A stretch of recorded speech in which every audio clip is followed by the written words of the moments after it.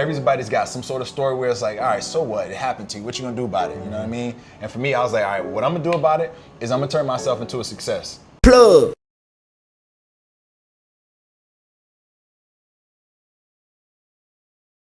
YouTube. Welcome back to the channel, family. Today I have a banger interview for y'all today. Last time we met, It's Michael Baptiste. he's originally from Miami, Florida, and he gave us the honor to share his story and tour inside of his condo where he actually chose a different path for himself, changed environments, and made it work. Now, in this interview, we'll be taking a deeper dive on how he actually made it this far and been living in Thailand for 8 years. So with that said, we can go ahead and jump into this interview. Let's get it. All right, family, so now we are finally sitting back down with the man, the myth, the legend, bro. You done heard his story. You see how he's living now, so we're going to take a deep dive on how he actually got here. So I know you said, like, you were born and raised in Miami, Yep. and having the trauma and the upbringing, like, when did you actually start seeing, like, life could be different or seeing different ways of living?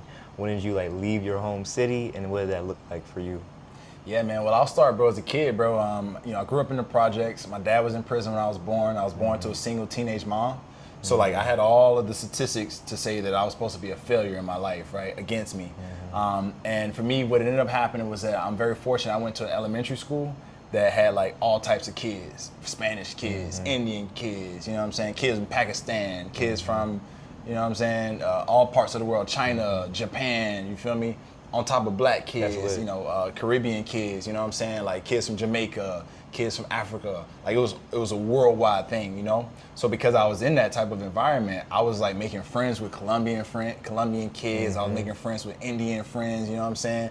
Friends who were, you know, Islamic, friends who were Hindu, friends who were Buddhist, you know what I'm saying? Friends who were Santa Maria, friends who were into everything, every culture, every religion, every race. You know, they can speak all these languages that I couldn't speak.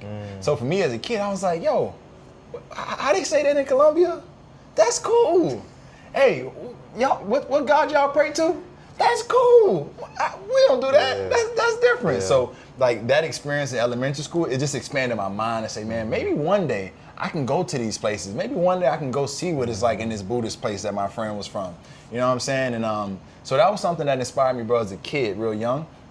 And having that environment around me, like whenever I would, you know, get out of the projects and be in school, it was like I was taking a vacation. Because then when I go back home, I love my mother and she loved me and she was a great mother. You know, I love her to death. But it's just the environment that we was in. You know, there was gangs, you know what I'm saying? I grew up and there was only gangs in my neighborhood and it was either be friends with the gang members or don't go outside. It was like, that was my options. Yeah, that ain't good options. Right. You know what I'm saying? Yeah, I didn't have good options, man. So it was like, all right, well, these are the only people that's here. I'm gonna play with the people. And eventually, because I was in that environment, I got influenced and I became a part of, you know, the neighborhood gang, right?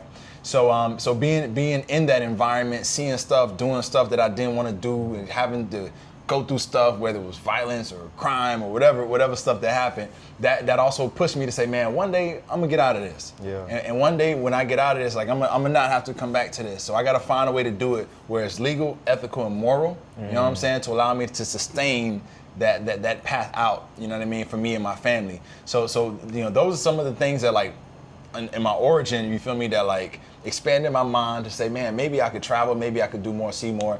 But also on the negative side, right? It's like going through that negativity, you know, being in street fights, being a part of that stuff. I mean, everybody's got a story like that. Well, maybe not that extreme, but everybody's got some sort of story where it's like, all right, so what? It happened to you. What you gonna do about it? You know what I mean? And for me, I was like, all right, what I'm gonna do about it is I'm gonna turn myself into a success.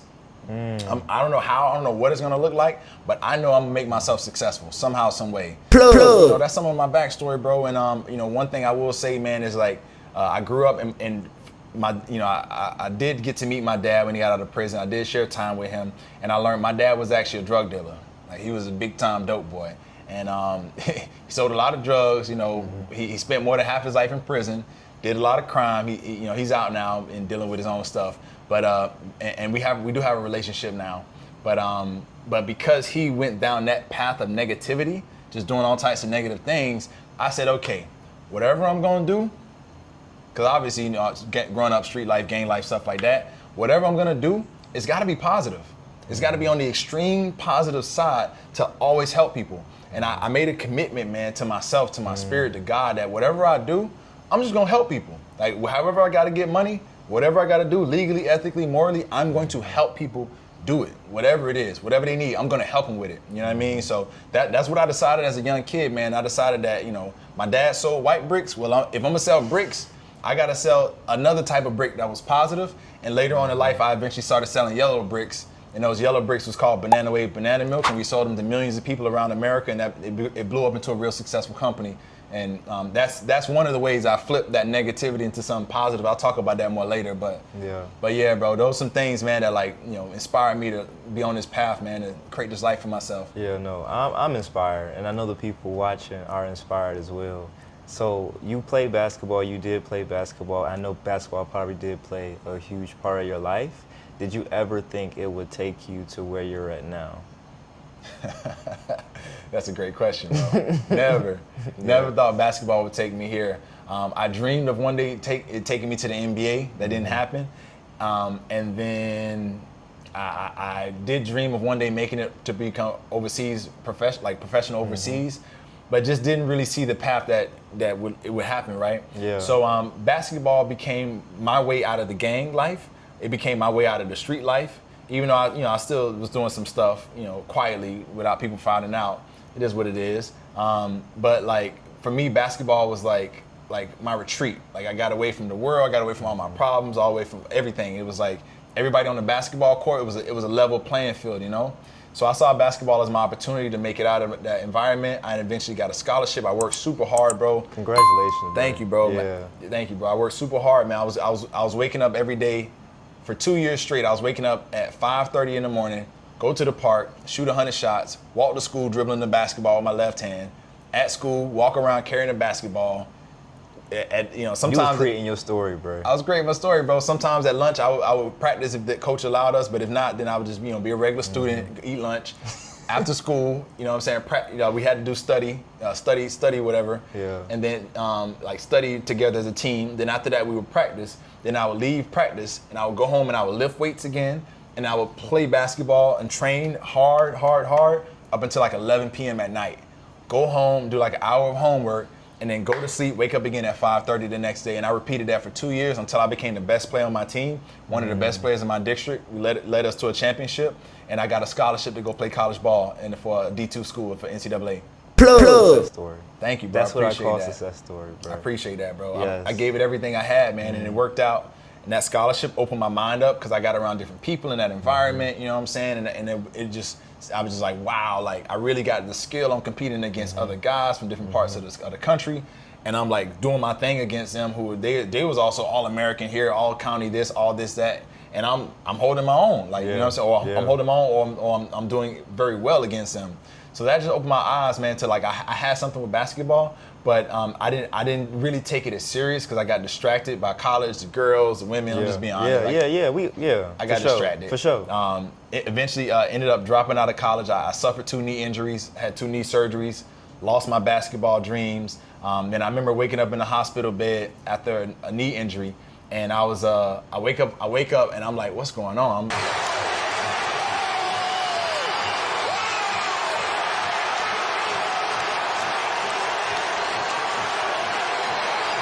That's what I call a success story, bro. I appreciate that, bro. Yes. I gave it everything I had, man, and it worked out. And that scholarship opened my mind up because I got around different people in that environment, you know what I'm saying? And it just, I was just like, wow, I really got the skill on competing against other guys from different parts of the country.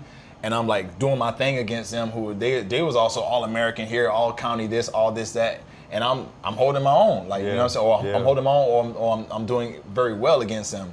So that just opened my eyes, man, to I had something with basketball, but I didn't really take it as serious because I got distracted by college, the girls, the women. I'm just being honest. I got distracted. For sure. It eventually ended up dropping out of college. I suffered 2 knee injuries, had 2 knee surgeries, lost my basketball dreams. Then I remember waking up in the hospital bed after a knee injury. And I wake up and I'm like, what's going on? And when I wake up, is my mom sitting in the chair over there, tears, you know what I'm saying? Dry tears and tears falling, eyes red, and I'm just like, damn. I dropped my head, bro, and I remember that was the first dark night of my soul, man, where I was telling my mom, I'm gonna go to the NBA. I'm gonna take care of you, this and that. I'm gonna buy you a car. I'm gonna buy you a house. You know. And then for her to see me like that, it's like she knew my dreams was over. She knew it was a wrap. And when I saw her like that, it broke my heart, bro. It broke my soul, and I knew it was over for me too. And that kind of became like my a silent depression. Like a part of me died inside. My dream died, and it was very difficult, bro. It was a very difficult couple years of my life. So difficult. Like after a second knee surgery, that I actually, man, just lost my mind, bro. Not went crazy, but just lost the mind that I had before. That working hard, waking up every day, I just lost it, and I was like, shit, I'm not going to the NBA no more. What's the point? What's the point of living life? That was the only dream I had. I came from the hood. I came from the gangs. You know what I'm saying? I came from the street life. My dad was a dope dealer. You know what I'm saying? That's all I knew. All I knew was that, and I was doing that stuff as a kid. You feel me? From like age 8, 9 years old. I got in the gang at 9, but I was doing stuff around 8. But like 9 years old to like age 12, where one of my friends got shot in the head, and that inspired me to get out the gang. Cause I'm like, wait, hold up. He got shot in the head. That's too young, bro. He 13, I'm 12. That's like, too young. That's my dog live across the street. Like, you telling me I'm next by being associated with y'all? Oh, nah, I'm good. I got to get out of this. With that type of story, you're not supposed to be here. I'm not supposed to be here, bro. I'm That's not supposed crazy. to be here, bro. Yeah, man. Yeah. That happened. Yeah. So like for me, you know what I'm saying, that was the only dream I had, bro, was making it in basketball. Cause it was either I was gonna make it in the street life, thugging, or I was gonna make it selling dope. Yeah. That was the only options. That was only it. options, man. Cause the only thing they put on the movie and TVs was drug dealer, criminal, right? Or you can be an entertainer, rapper, or athlete. So I tried the crime stuff. That ain't work. Tried the dope. That did not work. You know what I'm saying? That ain't me. That ain't That ain't me. Nah, man. I dipped my toes in the water. I was like, oh no. That's too cold. Yeah, too Y'all cold. too cold over here. Y'all Right. too cold. Yeah, man. So then it's like, all right, well, I got another option. I could be an actor, rapper, or I could play ball. Yeah. So I wrote a bunch of raps, bro, and my mom threw my rap books away. You know what I'm saying? I wrote like 5, 6, 7 journals of rap books from like age. Why Mom Duke stole it away? Man, because I was writing about all the stuff I would do to people based on my gang life. Oh, she right. She was reading it. She was, okay, she was on point. She was on point. She was on point. Shout out her. Right, then I'm confessing about stuff we did at Shout out like her. 9, 10 years old. I didn't even know. I'm just like, let me put this in the rap. This is gangster rap. Let me. Yeah. And I'm doing stuff at 9 years old. Some people ain't even doing it in their 20s. You know what I'm saying? So like, I'm happy she threw it away, bro, because there was some stuff in there that would have gotten me in a lot of trouble for myself. So like she threw it away, man, and then I'm like, well, there goes my dream of being an entertainer. I said, try again. So what's next after this? So then I got into basketball. Yeah. So basketball led me to college. I worked super hard. I did the right thing. I got the scholarship. You know what I'm saying? I made it, bro. And then I got injured. Yeah. I had one knee surgery. It broke my heart to see my mom's crying. And then I started to lose my dream. I started to lose everything. I started to just become lost. Got another knee surgery. And then after that, bro, I got so lost, man.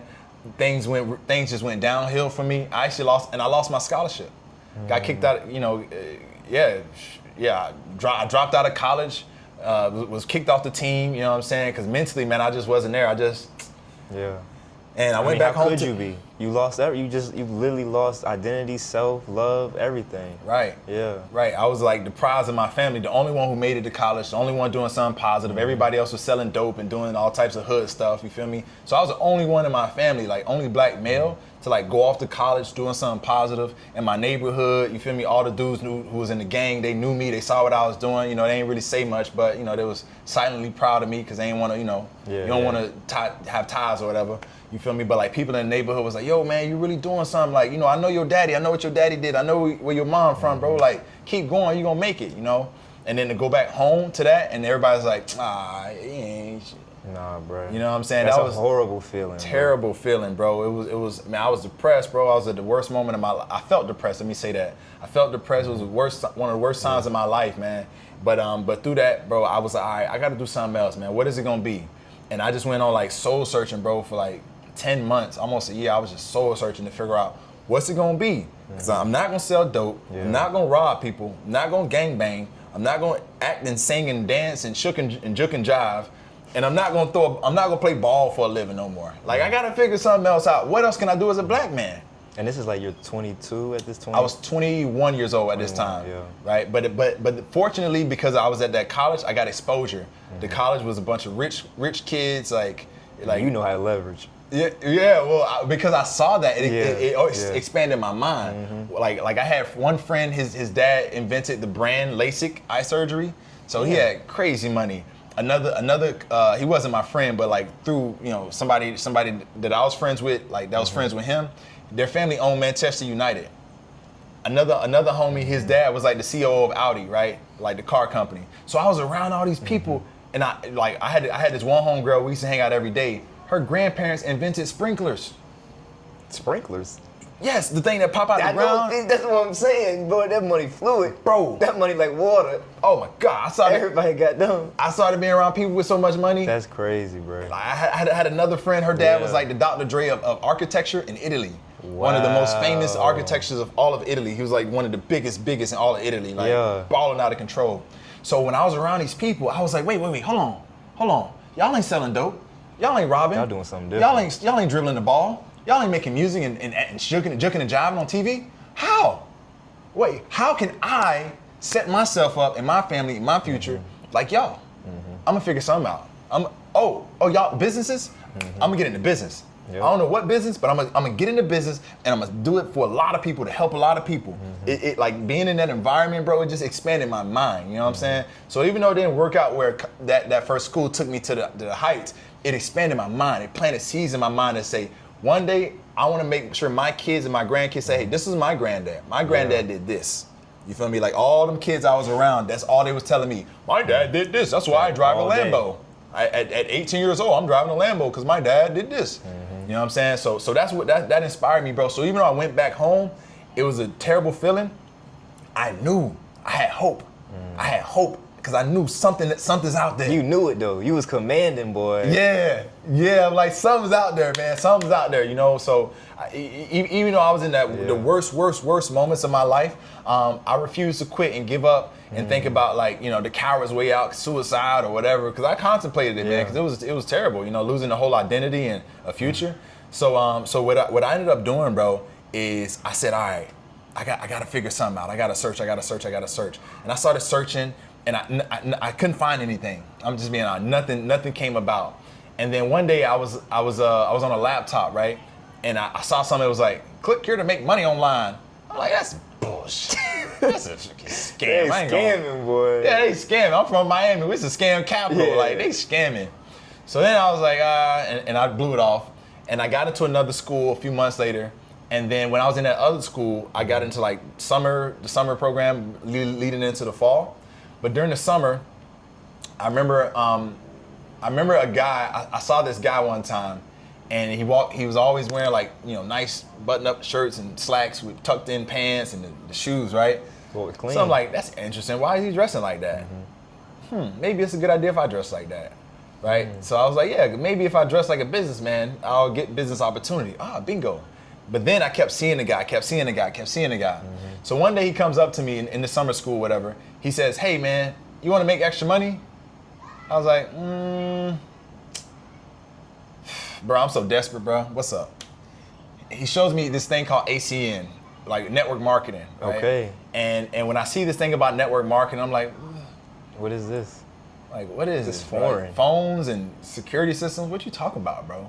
And then he's explaining this thing to me on like a little paper, like a laminated paper, if you will. And then he gets to the middle where it says $10,000 per month. I said, hold on. I said, hold up. Wait a minute. Something ain't right. Oh, you sold me. You got me. I stopped this whole presentation. He was giving me the whole pitch. Wait, no, stop. How do I do this? That's all I care about. How do I do this? Yeah. Well, how? Yeah. And then it was like, you gotta recruit two people. Pyramid. I didn't know at the time.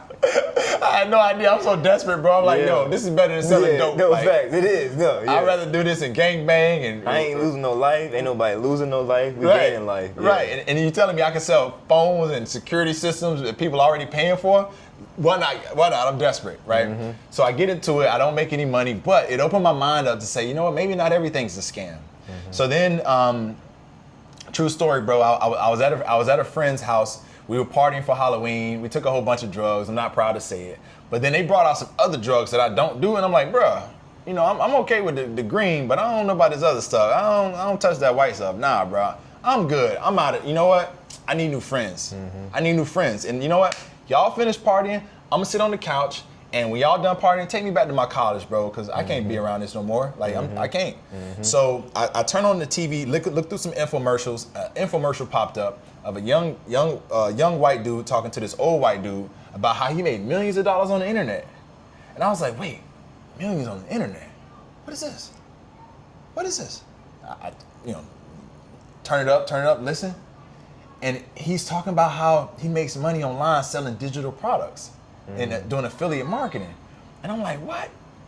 And I'm like, this gotta be a scam. So then he shows a bunch of testimonies of all types of people. Oh, you know, I fat people, skinny people. Yeah, this looking good now. Right, white people, Spanish people, European, African. I'm like, wait, hold up, bro. People in trailers, people in nice homes, people with terrible video quality, with little metro phones, people with good video. I'm like, ain't no way all of them scamming. Yeah. If they is on a scam, but it is what it is. Yeah. So I had $150 on my name, bro. Like, that's all I had. I said, it's gonna cost me $50 for this book, and damn. You gonna send it to me in the mail? You gonna teach me how to make money online? But you send it in the mail. Why you ain't sending it online? You know, whatever, man. Here's my $50. And now I got 100 left. So I'm like, please, God. So it come in the mail about a week later. I'm down to like, $40 left or whatever. And so I get the package. I open up the package. I'm at my second university at this time, right? Got you. Because I dropped out, got into the second university for basketball. So I'm at the second university, Florida Memorial University. Shout out to FMU, the only HBCU in Miami. Got to give a shout out to my alma mater. And when I'm there, bro, I open this package, and it came with like 2 books and 3 DVDs, right? So I'm like, oh, I'm about to make money online. Let's go, man, bro. I open it and I look at it. I look at the DVD. But that thing say, please put this in your computer. He ain't got nothing. I say, why he ain't tell me I need a computer to make money online, bro? Why wouldn't he tell me that in the commercial? Oh my Dog, God. I thought you just like. You gotta get more. You think you had the whole thing. There's still more to it. Right, bro. Come on, bro. That shows you my ignorance, dog, of where I came from, bro. Facts. You ready though, but you need it though. You like you ready, you eager, and then you like, bro, it's more to this. Yeah, bro, that's crazy though. Yeah, so bro. Did you end up getting the computer? So this is what happened, man. I'm like, man, I can't go back. I got $40 left. Like, it's either go to zero, go for broke, or you gotta follow through. So I said, all right, let me think, Mike, think. So I paced around in my little dorm room at the time, which was probably like maybe half, maybe like a third, two-thirds of this area right here alone. That's how big the dorm room was. It was tiny. So I'm in the dorm room pacing back and forth, like, what am I doing? Whatever. And I said, bingo. I don't got a laptop, but the school's computer lab, they got laptops. Man, let me go there. So I take the DVD there, bro. I put the DVD in. I pop it in. I play the DVD. Hello, welcome to Let Me Teach You How to Make Money Online. This is your first time. I'm George. So he's from Mississippi, so he got a real country accent. Yeah. So anyway, I'm watching. This is what I want you to do. Sign up for an account here. I'll say, all right, click, pause the video. Open up the account, do what he said, open it. Okay, that's all of it? All right, go back to the video. Play the video. Now that you got your account open, so I basically just took all the action steps, whatever he said, I paused the video, did it. Played the video, pause it, execute did it. I'm like, execute right now, bro. I need to make money today, right now. Yeah, like I can't go back to the hood. I can't go back to dope, ganging, robbing. I can't go back to basketball. I can't go back to acting and singing. I can't do it. I just can't. You know what I'm saying? Like, and based off being a hustler, it's like, nah, man, I can't go clock in. You know what I'm saying? And I desire to have a life where I can have like a basketball player lifestyle, but be able to make basketball style money, right? And be able to live the way I wanted to, right? So that was my intention. So anyway, I do it again, bro. I take the final action step. It was like this affiliate marketing thing where you do like an email submit. You submit an email to like an affiliate offer on like what's called CPA, Cost Per Action Network. And through submitting an email, you actually can earn a commission from like an insurance company that'll pay $10 per lead. So I had 2 emails at the time, and the guy was like, here, if you want to make money online, put your email into this and then refresh the screen. I did it, bro. I made $20 online. The screen went from that's 0. crazy. I refreshed it. It said 20. Nah, to see that though. Oh God, bro! I jumped up. I remember that feeling, bro. I jumped up and I screamed. Oh! I fucking ran around the computer lab. Let's go! Let's go! Yeah. Everybody's looking like, who is it? What's it? No, but this is huge, bro. Bro, it changed my life, bro. Changed my life. Because all you know is other ways to make money, but this way different, and you just did it. I just did it, bro. I ain't have to hurt nobody. I ain't have to sell nothing that was illegal. I ain't have to do no crime and run in nobody's house or car or whatever. I ain't have to bounce a ball. I ain't have to sing and tap dance and juke and jive. You know what I'm saying? It's like, what? I just clicked a couple buttons and money appeared. So I made a decision in that moment, bro. I made 2 decisions. I said, I'm gonna do this for the rest of my life until I'm as successful as I wanna be. And number 2, I'm gonna share this with as many people as possible. Yeah. And that's why now, like, I got courses and I teach people because, like, I made that commitment. You know what I'm saying? In 2010, this is like back in dinosaur internet age. Like, bro. So those are my origin stories, bro, of like what led me on this path, man. And of course, there's more to it, but I just wanted to give you those pieces, man, because those are the pieces that like got me on this path. Yeah, no, those definitely fundamentals, and everyone watching, I know they're seeing how that actually played a vital role. So if y'all watching this well, definitely look into the same process this man took as well, because you don't have to do the quote unquote boxed in things to make money. And you did that, and you're still doing it in your life in Chiang Mai, in all places, bro. Yeah. So let's go back to talk about that original business that blew up. And that process right there, because that played a vital role for what you're doing now in the city. Absolutely, bro. Yeah, so remind us what the name was again? Yeah, so the name of the company was called Fresh Start Beverage Company, and Fresh Start Beverage Company created a product and a brand called Banana Wave, banana milk. At the time, it was America's and the Western world's first non-dairy milk alternative beverage based on bananas, right? And so what we did is we took an ancient African recipe from Senegal, packaged it into a commercialized product, marketed it, scaled it, and it became a thriving business. So the way that I came into that project was I started making money online, from that way, and then I made money other ways. And I remember even cashing my first check from like the online stuff. And I was like, this is a scam. I cashed a check. They was like, they gave me the cash. I'm like, y'all in on the scam too? All right, everybody's scamming then. I went to the gas station and I paid for gas and I filled up the tank. And when I sat down, I looked at the tank on F because it was on E before. I looked at it on F. I was like, oh, wow. This actually, like, there's something here, right? So, and that was the moment. But from that moment, bro, I just kept doing everything I could to make money. Affiliate marketing, buying products from China, selling them. Digital products. I started doing like just the whole nine. The whole nine, man. Yeah, I just kept doing stuff, bro. Started getting clients. I got my first offline client. I sold a car for $50,000 for my dorm rooms using Craigslist. Just only Craigslist, free advertising, right? Anyway, I did all these things, bro, and I made all these successes. And then I did a seminar teaching other students what I was doing to make money online in my senior year of 2013, April 14th, 2013. At that seminar, there was a brother in the front. He had this idea called Banana Wave, but he didn't know how to get it out, right? He had a great idea, great concept, but he needed somebody like myself who had the knowledge of marketing, advertising, all this stuff, sales skills, right, to be able to push it out into the world because he'd been trying to get it off the ground for years. So I came onto the project 2014. The company was started 2014, just like a few weeks after I got involved with it. And I was literally like on the ground floor, like the one putting the blueprint, putting the DNA onto it. Yeah, I was in it. You that type of guy though. You there? Yeah, I was there. So like, I was setting up meetings with the president of the university, because like I had a relationship because I was a star basketball player. I had relationships with all types of people. So I was like setting up meetings and getting them in front of people and stuff like this. And then we had an opportunity in 2014 to do an elevator pitch. Great. So actually, this was before AI. Like I used my mind and my skills of copywriting and marketing to write out an elevator pitch. Wrote out an elevator pitch, of course with his help. He helped me, hey, nah, brother, take that out, put that in, right? So we worked on it together. Him being the founder, I was a co-founder, and we structured a deal where I had like equity in the company. At the time, it was a large deal because it was like 6 figures of equity in a startup project. For me, that was like a dream come true because that was my first big manifestation. Because I put on like a wall like 100,000. And you got that. It manifested in terms of equity, right? Yeah.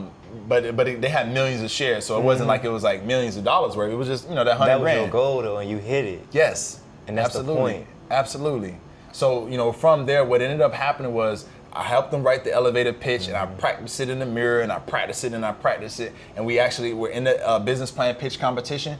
And bro, I pitched it to like these people. They bought it. The elevator pitch that I delivered, it won of the whole competition. It won $5,000, crazy. and it got us like notoriety and like local regional attention.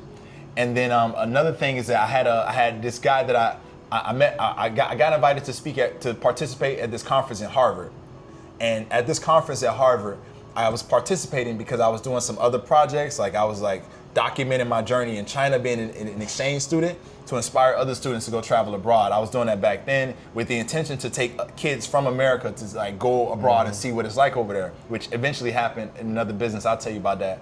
But so I got invited to participate for those reasons, and also because of this banana milk. It was so new. It was like a new invention, At that event, I met this woman. She was a chief global packaging purchaser for Procter & Gamble. Oh, this is the perfect person to talk to. We're talking about. Like she had all the connects, she had the people we needed, and she was like, "I'll help," because it was just like a blue packaging. It didn't have anything on it. So I put it on the table. Well, I was sitting at the table with her. She said, "What's that?" I said, "Oh, this right here, this is called banana milk." Pitched it to her. She bought it. She was like, "I'll help." She wanted to get involved. Anyway, fast forward, she invites a contact who's an investor to come to the business plan pitch competition. He sees me do the pitch for the Banana Wave business. He's like, "I'm in." After the pitch, he came up, he's like, "I'm in. Like, whatever y'all doing, I'm in. I'm sold." You know what I mean? So for me, like, that was my experience of like coming on to the team, helping them write the pitch that won, helping them bring in the first investor that invested well over 300 bands into the company. You know what I'm saying? 300,000, excuse me. The Miami coming out. 300 bands, but nah, just 300 bands, but nah, just Tell them to bring me my money. yeah.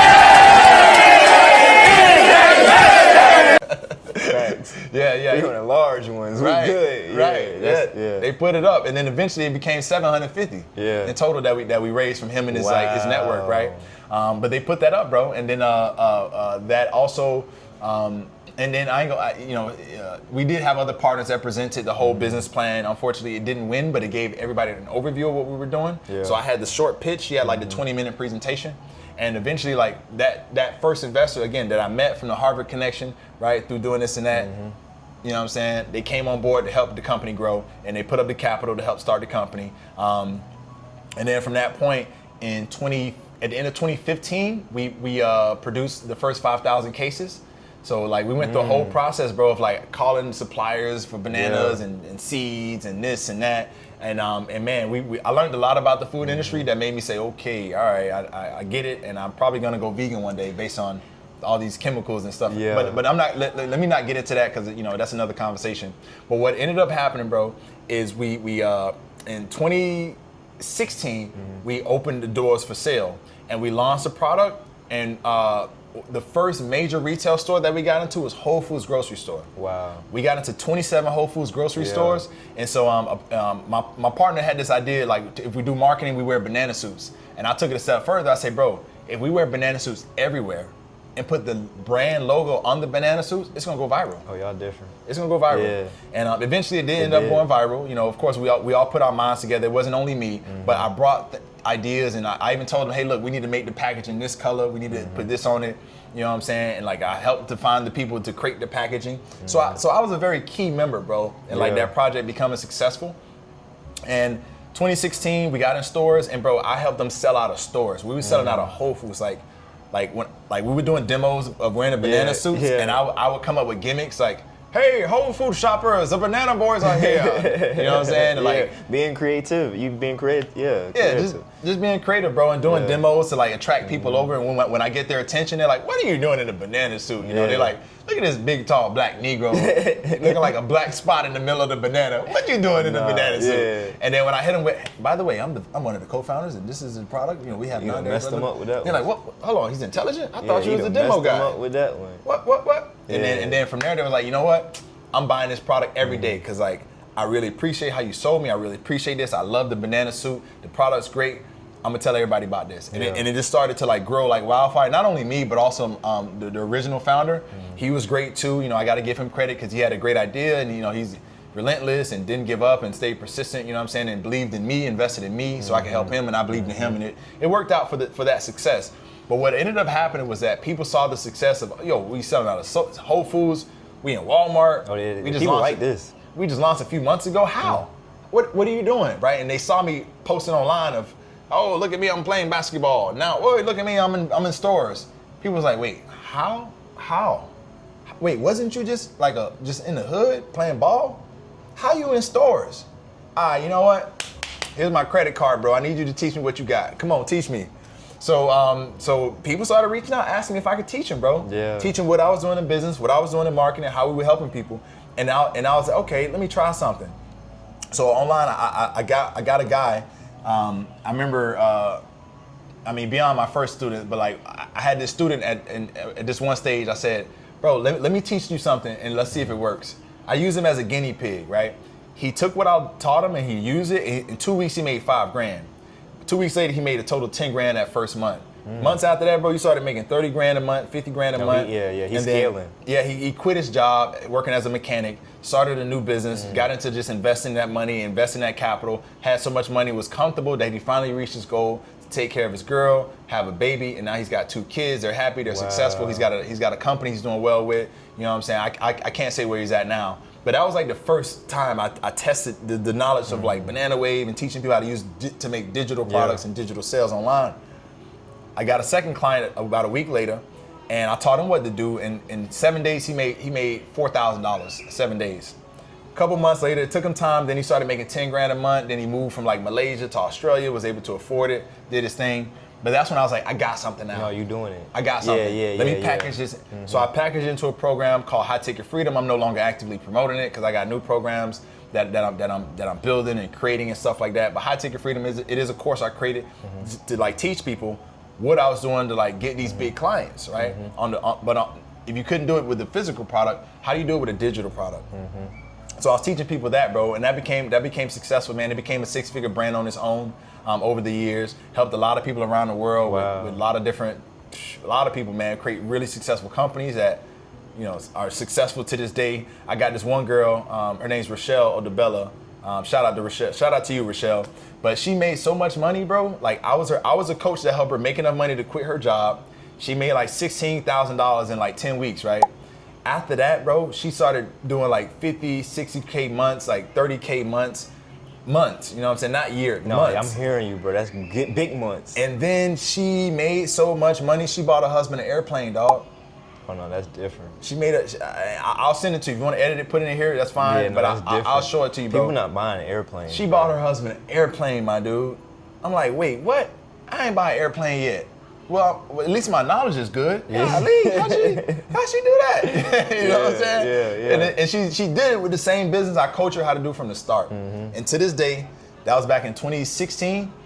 It's now 2025. She's running the same business. Yeah. The same business I helped to start because I'm all about creating something that's gonna last long term. So that's the story with Banana Wave, bro. We ended up scaling, and by age 27, I was driving across the country from Miami, Florida, all the way to Bentonville, Arkansas, to go close a deal with a nationwide deal at Walmart headquarters with the biggest buyers at Walmart. You know what I'm saying? And in there, one of the youngest black men, period, in there, right? But also one of the youngest people in there, outside of like some kids and teenagers that had like their children's brands and stuff. Going in there with a banana suit, dog, some jeans, some sneakers, a t-shirt, just like myself, man. Yeah. You know what I'm saying? Not having to put on a suit and tie and dance and shook and jive. It's like, nah, let me be me.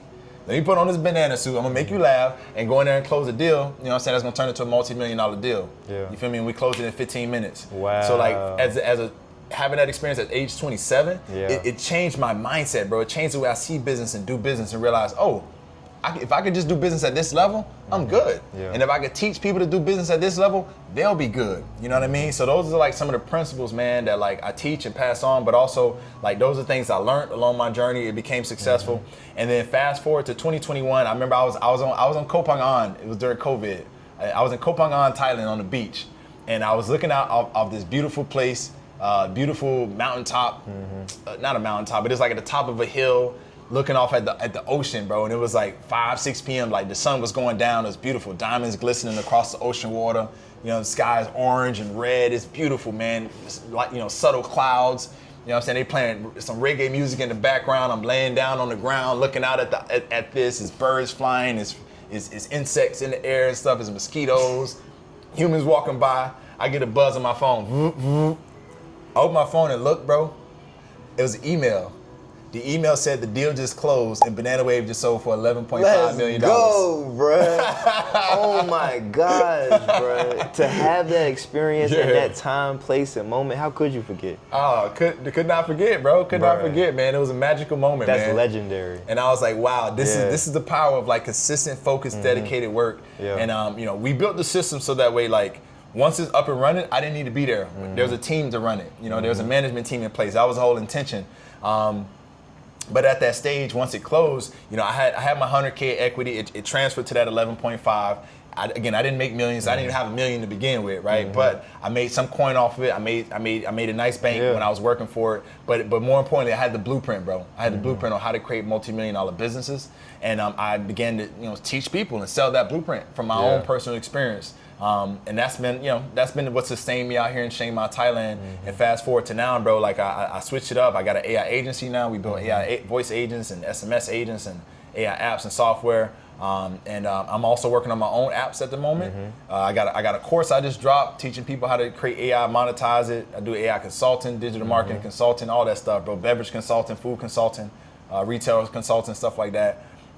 Just whatever needs to be done, bro, to help people legally, ethically, morally, to where like people are gonna benefit more from me helping them than they would if I don't help them, and also benefit more from whatever money they pay me. Like they get way more in return just because that's like I've just created this mindset where I'm only gonna over deliver and that's it. You know what I'm saying? And that's what's allowed me to be successful, sustain myself living out here, but also the clients that I work with. That's why people have like life-changing success stories where they on the Inc. top 5,000 list, or they buy an airplane for their husband, or I got one guy, I think he's about to make over $10 million, bro, from selling information courses, digital products, his own online coaching, and doing like affiliate deals and doing distribution deals online. So how can people find you? What's the links? Yeah. So one of my websites is skywebai.com. So SKYWEBAI.com. That's my agency, my AI agency, where we build things for people. We can educate you as well there. AI Tycoons is a new platform I just created. AITYCOONZ.com. AITycoons.com. That's another one. If you want to learn more about me, those are the primary ones that I'm currently active with. HighTicketFreedom.com. That's my legacy program. I'm not actively updating it or promoting it, but if you want to check it out, that's there available as well. There's a lot of good information there too. A lot of information there. And then I'm on social media, YouTube. Just type Michael Baptiste. I'm there. Instagram at Mike_Baptiste. Facebook, Mr. Michael Baptiste. Those are some places. And then X, Twitter, at Mike_Baptiste. You can find me on those links as well. Fire, bro. So let's get into life in Thailand, right? Yeah, so a bro. lot of people coming out here watching this content, they're trying to figure out if Thailand is a place they want to visit or live. Now, when you came out here, let's talk about some of the things that kind of caught you off guard and how you responded to those. And it could be like from hair care products, it could be from basic necessities. Let's talk about that. Yeah, bro. So hair care products is a big one, man. Like I used to shave. I used to like to have like the box cut or like whatever. But I would shave with their razors out here, and I was always getting these razor bumps. And then I would look in this store, Rimping, Maya, and then Central Festival, this mall, that mall, and I could not find nothing for black men, bro. I couldn't find no hair care products for us out here. So I got so frustrated. I was like, you know what? I'm gonna just stop shaving, bro. I'm gonna just let the beard grow and just it is what it is. I'm gonna just so that's why you adapted. I just had to adapt, man. Yeah. So that's something, bro. That's like a growing pain that I've learned to live with out here. Another thing, man, is like, so whenever I order stuff, bro, man, you have no clue when it's gonna come. And if you talk to the delivery guy, I'm like, okay, what time y'all coming? Don't know. Bro, what? Like, bro, you're a professional. What time are you coming? Maybe tomorrow. Okay, but like what time? Tomorrow morning or afternoon. Bro, just tell me a time. What? Yeah. Oh, Yeah. And now my whole day has to stop. I can't even go out and do stuff because I got to stay home for the delivery to come at that time. Otherwise, I miss them. And after a couple of misses, they send it back to wherever it came from. You know what I'm saying? So stuff like that. Yeah. Stuff like that is like, obviously the language barrier, right? If you don't know the language, then that's something. But I just recommend that people, be respectful of the language and just use Google Translate. You know what I'm saying? That'll get you by for the most part. There's a cultural difference, a big cultural difference. Like a lot of things are very subtle. They're not very like, they're not very like in your face as we are, being from America. So like I would say that's been a big thing, bro, is having to adjust to like their more subtle culture, subtle way of doing things. And you don't, hey, look over here. But like, it's like when they finally look your direction, you like gently signal them, you know what I'm saying? Stuff like that. Or like if they, if you want to ask them for something, instead of going, hey man, how you do this thing? It's like when they look, excuse me, I'm so sorry for bothering you. Can you please help me do this thing? Yeah. Like that, you know what I'm saying? So it's a little stuff like that, bro. It's like cultural differences. To learn those have been like, it's been a learning curve, man. But being out here long enough, it's like you pick up on them and you just adapt to them if you want to be respectful and have them respect you. You know what I'm saying? So it's been stuff like that, bro. I will say also like traffic. The way they drive, I drive a motorbike. I showed you earlier. I drive a motorbike. I used to have a motorbike at home, and also had a car at home. But like with that, we turn differently back in America. We do. You look to see what's there. Ain't nobody coming. You go. You know what I'm saying? Here it's like it's like if they driving and they don't see anything in front of them, they don't even look. They drive and they'll turn. Yeah. Or if they look and there's cars passing by, they'll wait until everything passes by and there's nothing coming way down there. And then when they see that nothing's coming, they turn. So being out here for 8 years, I know a lot of stuff has came, changed, and went. How has that affected your time being in Thailand? Because I know when we come out here, we might come out here for a year, but to change with the times, though, you get what I'm saying? Yeah. How have you been able to do that? Yeah, bro. Now, that's been a big challenge, man, because when I first got here, everything was so new, it was so fresh. And there was a lot of restaurants that was here, a lot of people that was here, a lot of people groups that was here, a lot of communities that was here. And I was a part of them, and I was active in all the new communities, well, the communities at that time. I was going to certain restaurants that was there. And then COVID came. And when COVID came, the travel changed, the communities changed. People that was here, they weren't here no more. The friends that I had, they weren't here no more.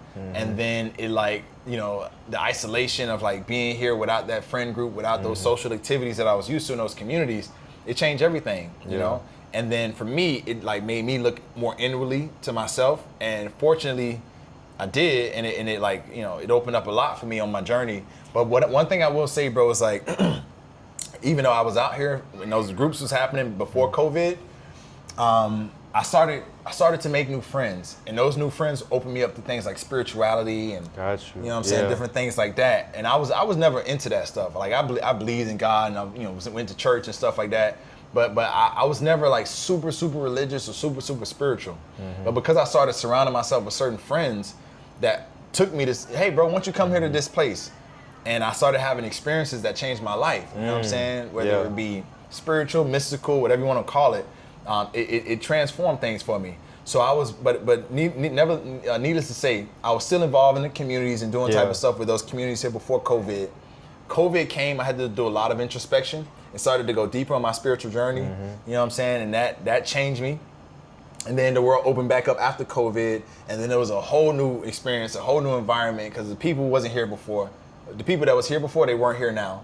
The communities that was here before, they weren't there now. Facts. You know what I'm saying? Some of the restaurants closed, a lot of shops closed, a lot of places I used to love to go to, they closed. So I just found new places to go. Your whole pattern.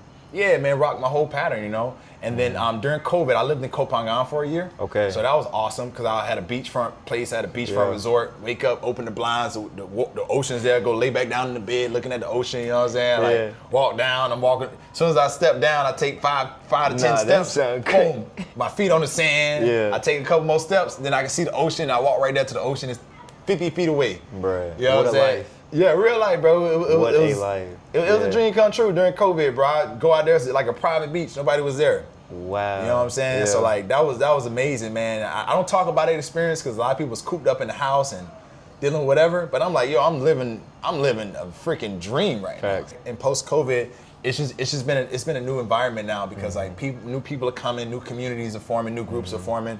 So I do my best to stay active, but I also understand, hey, look, I've been here long enough to see things rise and fall, and then COVID, everything fell, and then new things came, rise and fall, rise and fall. And now, we're part of communities out here now that are like the new communities that are rising. Yeah, bro, those are some things, man. And I've definitely grown, man. I've definitely grown spiritually. It's forced me. By friends, you make friendships and they leave. You're part of communities and they leave. You go to restaurants and stores and they close down. It's forced me to get on my spiritual journey. It's forced me to get closer to God. It's forced me to tune in and tap in and make sure that I'm committed to on my walk with God. You know what I'm saying? I'm not perfect. I fall off, but all these things that have taken place, bro, it's just forced me to tune in with God. Yeah. And by doing that, what I'm saying, the voice that called me here from the beginning, things have gotten better in my experience. And a lot of people watching as well, for you being here for 8 years, the biggest question is visas. Yeah, man, yeah. So what can you talk about that process? 'Cause I know you've seen a lot of stuff change. I've been here for 9 months and I didn't see a whole lot of stuff change. So let's talk about that and how people can prepare themselves for actually doing that when they get out here. Absolutely. So one thing I'll say, don't make the mistake I did. The mistake I did is coming here on a tourist visa and thinking I'm gonna stay in Thailand on the tourist visa. Do not do it. It will not work. They're cracking down on that. Do your research. Prepare in advance. Like your research, what type of visa can you get? There's different options. There's a self-combat visa, the Muay Thai visa that you can get. There's an education visa where you can come and study a language, Thai language, Mandarin, Japanese, German. You can study right here in Thailand at a language learning school. You can actually study at a university and get a visa through that. You can also have, like, if you're married to a Thai person, you can get that type of a marriage visa. But I know most of y'all in America are not gonna come here and get married day one, right? So that may not work out. But there's a retirement visa that's also an option as well. There's something called the elite visa. So if you got you got some coins stacked away, you can invest that coin into an elite visa. It's gonna be more expensive. Might cost you like 40 grand. I don't know the exact number, but somewhere in that neighborhood, it's up there. But nevertheless, so that's an option for like long-term stay. They also have a new visa called the DTV visa, which is the digital nomad visa. That's a good one as well. You have to be able to show that you have at least, I think it's like $13,000 in the bank. You have to show this, but you have to have it for a consistent time period, maybe like 3 to 6 months, and then you have to leave. You can stay in the country for 6 months at a time. You have to leave and then come back, right? So you can just leave for like a week and come back, go visit somewhere for a few weeks and come back at any time. So they got that as an option as well. And then that gives you 5 years of visa access to Thailand. So that's an option. And then there's also a business visa where you can actually like start a company in Thailand. And through that starting the company, you can get issued a business visa in order to stay in Thailand. And through that, you can, navigate that way as well. And then there's also there's also getting a work permit, like so getting sponsored through a Thai company. That's also an option as well. And so those are some options for y'all out there who's listening. And I'll tell you about my story with visas. So I was on tourist visas, bro. And I was on them, and I was on them, and I was on them. And then one day, it was like, oh, you can't come back into Thailand. You can't come back. And I'm like, what? I can't come back. How do I? You know what I'm saying? So I done been denied at the border. I done been denied at the airport. Wow. I done been returned to go back to that country, and I had to go back to that country. You know what I'm saying? That done happened to me, bro, more than once. You know what I'm saying? More than once, And then I just found a way, you know what I'm saying? You did. It's ways, bro. Like, if you want something bad enough, you'll get it. You'll find it. And that's I'm glad you said that point, because even mine, I have this similar story. I was out here 9 months with a tourist visa, and I just got my DTV visa. So all y'all watch, so yes, it is a 5-year visa. You do have to hold up to 15,000 USD in that account for 1 to 3 months. If you have any questions about that, I am partnered with a visa agency, so you can definitely tap that link and he'll answer any questions that you have. Living, we done seen this man's beautiful home. How has transitioning between house to house and city to city? Because you're not just in Chiang Mai. This man been to Koh Phangan. He's been all around Thailand. So how has that process been for you, for the people that might want to transition? Because if you get to Chiang Mai, you don't like it, you can go somewhere else. Easy. Thailand, huge. It is. It's huge. It's got a lot of parts. I've lived in the islands. I live in the mountains now. I lived in the city. I've lived in the second biggest city, Nakhon Ratchasima. I've spent time in smaller cities like Pai, Mutahan, Shangdao. I've been to a lot of places out here, right? So it just depends on what your flavor is. If you want the peace, tranquility, Chiang Mai's got it. If you want the nightlife, you know what I'm saying, the wildlife, you want the city life, Bangkok's got it. If you want like the beach life mixed with a little bit of that wildlife, Phuket's got it.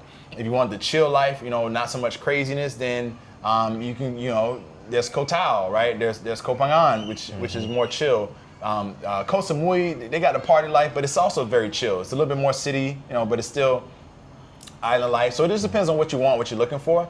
And I'll say it's super simple. Like if you go to a place and you find a place that you like, you just gotta have first month, last month, and deposit. No background check, no credit check. Same day. Yeah, same day. You want them to clean it? Yeah. You want them to clean it? They'll Right. clean it for you. Same day. Same day. You can move in. Give them about 4 hours. They gonna call or gonna come. She gonna clean it up and boom, get you right, and then you can move right in. So you don't got to do that long process of background check. You got to wait 3 weeks. The association got to approve you. All these crazy fees, this fee, that fee, that tax, back tax, rack tax. You don't got to do all that. You don't got to do all that. You just got to have first month, last month, and deposit. Yeah. So just think about it. You just got to have 3 months of payments up front, and that's it. You know what I mean? So that's the beauty of it out here. It's very easy to find housing. So whether it's Chiang Mai or any other place, you can find it. And also like a flight from Chiang Mai to Bangkok, it might run you about $30 or $60 if flights are booked or super busy. So think about that. $60 to go to Bangkok. You know what I'm saying? You can find a place in Bangkok. Same thing, first, last deposit, and then move in the same day, or get a hotels.com or Travelocity, whatever you use, whatever platform, you can go and book your spot and you'll be good to go. So it's very easy to move around, get around. Thailand has really good roads. They got buses, they got trains, you know what I mean? They got airplanes. Thailand has a full infrastructure for all that, for great travel within the country, making it convenient for their people. One of the things I really love and respect about Thailand is that built into their constitution, they have something that states that their people will live in peace. That's a part of the Constitution here. That's a part of the law of the land here. You know what I'm saying? Not the law, but the Constitution. You know what I'm saying? Yeah. So because of that, the kids, the adults, the grandma, the granddaddy, you know what I'm saying? They are programmed to live in peace with one another. Yeah. You know what I'm saying? Yeah. So Thailand's got it. I highly recommend Thailand. I know I told y'all about my visa horror stories, but that's only because I want to give you the raw truth. I want to give you the whole truth, not just like a little piece. You know what I'm saying? Yeah. But like, even with that visa horror story, like I eventually got into like a language visa, and I'm very fortunate. I have a great relationship, and the people there thought that I could help them with marketing. They thought I could help them with bringing students to their university. They thought that I could help them. You know what I'm saying? With being able to further bring in what they're doing. So they offered me a position to work with them. No, that's amazing, and bro. So now that they got me a work permit where I actually help them and assist them with marketing and stuff like that. You couldn't prepare for that, but it worked out. It worked out perfectly. And they're like, yo, you can work for us for the rest of your life. Like, as long as you want to be in Thailand and you want to work for us, we will give you an opportunity to work for us and bring your expertise to us because we believe in you. We believe in what you're doing. And you know what I'm saying? You good people. So. Bruh, that's amazing. And after hearing your story and how you're able to create all these amazing opportunities back to back to back, so everyone who's watching this right now, you don't have to have a clear-cut plan to come out here. I'm not saying don't have no savings. I don't want you to be out here dead, broke, and distressed, you get what I'm saying? But I want you to be able to be prepared and see that it is light and stuff will happen in your favor, just like my man Mike right here. After you had your second knee surgery and you just took that 10-month sabbatical from school, what was next after there? Yeah, so I got into the new school, but I knew basketball wasn't going to be the way. Discovered digital marketing, continue forward with that at like part time. But my main thing was like focusing on basketball, playing basketball. The first year that I played, I actually tore my ankle. Like I completely tore my left ankle, had a complete tear. Tore all of it. I couldn't walk. My ankle was like spaghetti. I couldn't even walk on it. Had to take a red shirt season. So I took that whole year off. I came back the next year thinking I was gonna ball and kill it. I ended up smoking some herb at a rest stop with a team member who was a bad influence, and I got suspended from the team for the year. So then I got one last year coming up, my senior year. You know what I'm saying? My last year of college, I was like this big player in high school, and like I was like an all-star in high school, all county mention. Like I was like, you know what I'm saying?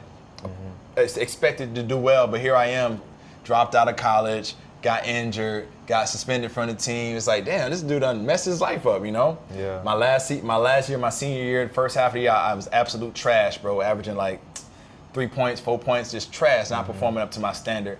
The next year, something clicked, and I was like, you know what? Let me bring out that dog again. And I brought out that dog, bro, and literally like in just a few games, man, I was averaging, like 21, 24 points a game, 13 rebounds a game, Solid. like five, 6 assists a Good game, stats. 2 steals a game, at least a block or 2 a game. Eating. Became top 5 in the whole country for, I mean, this is NAIA, but it was NAIA, whatever. But still, I was top 5 in the country for 5 categories. No, that's Like, not. I was some top small 5 in the feat. whole country Yeah. for scoring, rebounds, blocks, steals, Yeah. assists. Yeah. I was top 5 for those categories, bro, in the entire nation of America. No, that's for raw. NAIA, you know what I'm saying? I was like the only player to be first team all conference, first team all defense. I was I was player of the year at my school, athlete of the year. You know what I'm saying? Like MVP of the team, defensive player of the team. I got a leadership award for being like the best leader or whatever. You know what I'm saying? Like all these accolades just started dropping on me, man. Like student government gave me awards of like student of the year because I was like I got like honor roll and I was always like in like suits and you know what I'm saying? I was always wearing like jackets You and saw like them businessmen. yeah, I saw the businessman. I was like, I'm gonna be a businessman. So I was, Yeah. I was walking around with a briefcase. Everybody wearing backpacks. I'm walking around with a briefcase, like an old lawyer briefcase. Like, Yeah, that's lit though. Yeah. I'm like, nah, y'all don't get it. I'm gonna be a billionaire. And Like, I'm already there. I'm dressing the part for Yeah. the part I'm gonna have for the rest of my life. You know what I'm saying? So that's what ended up happening, man. And it was great. But then when it was over, it was like, all right, what do I do now? Like they was like, you got to take some more classes. I'm like, damn, dude, whatever. Then let me do study abroad. I had a mentor telling me to study abroad, which I'm like, why would I leave America? Why would I do that? That's so dumb. But whatever. Like, you my mentor, so I'm gonna listen to you because you're successful and I want to be like you, so I'm gonna do it. So originally I was looking at Italy because I had an ex-girlfriend. She was Italian. It is what it is. And but then I was like, well, what am I gonna get in Italy? Some nice shoes, some ice cream. Man, bro, just wake up, bro. Look at the future. Where's the future? China, Asia. Howdy hop, ni hao. Like, Ni hao, we in there. Yeah, it's the future. General So's. Right. I know they ain't got it over there though. That's some American. yeah, it's American style. Yeah. So I'm like, all right, man, let me go. So I go to China, bro, as an exchange student. And I said to myself, you know what? I'm gonna film my trip. I'm gonna try to document myself and then like use that as inspiration to inspire other students to go study abroad. And one day maybe even I'll take students abroad one day, right?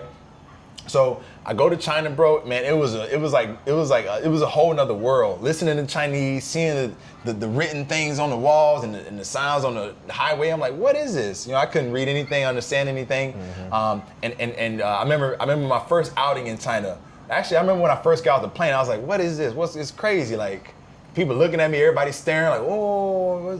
And I didn't know. I'm coming from America, China, where the like worst place. Not I don't want to say the worst place, but it's the most stares you will get. I think in my defense will be China's the most stares video.